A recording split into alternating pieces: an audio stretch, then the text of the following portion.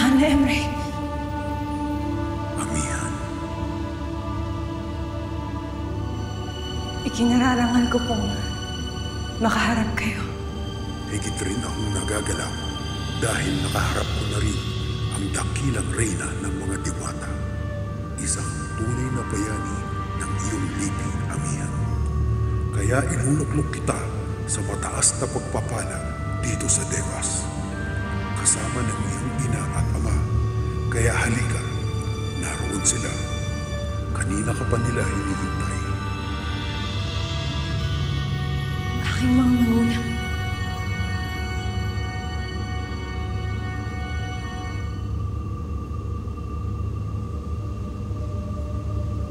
Ibig ko man silang makasama at makitang muli mahal na Emre.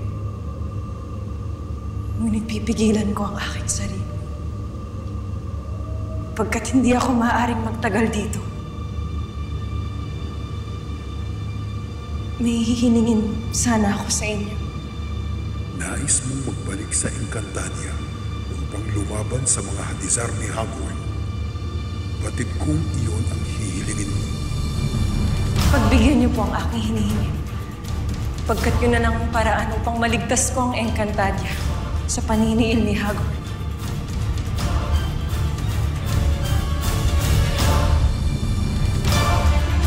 Kung hindi po ako babalik ng Encantadia, tuluyan ang magagapi ni Hagorn ang aking mga kapatid at ang aming mga kapanalig. Ngayon namin higit na kailangan ng inyong tulong, mahal na Emre. Kaya kung maaari ay sana Pagmasdan mo ang palad mo, Amihan.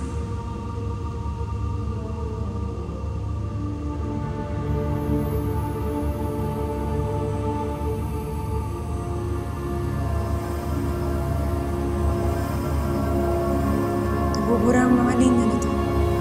Dahil mula ngayon ay wala ka ng kapalarang hahanapin at susundin pa. Sa halip, ikaw na ang gagawa ng sarili mong kapalaran.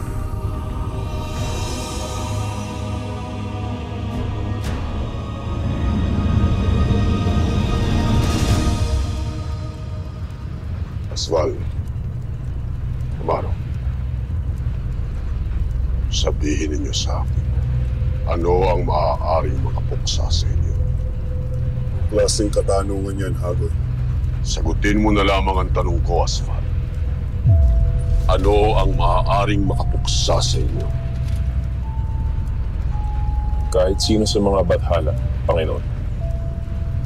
At ang kapwa niya, Ivtre, O, espiritu. Laban sa espiritu.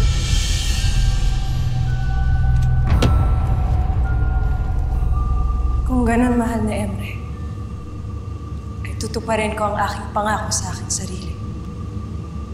Nababalikan ko ang mga diwata sa Encantadia at ililigtas ko sila sa kapahamakan.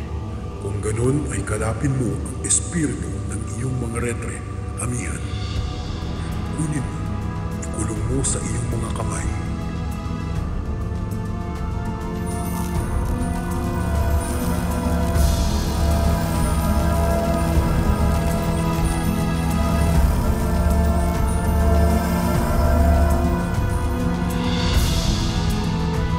Ang espiritu ng iyong mga retre ang siyang magiging lakas at giyamo upang makabalik kang muli sa Encantadia. kung naisip niya ito noon pa, ay matalino nga siya. Sino ang tinutukoy ninyo, Panginoon? Si Amihan.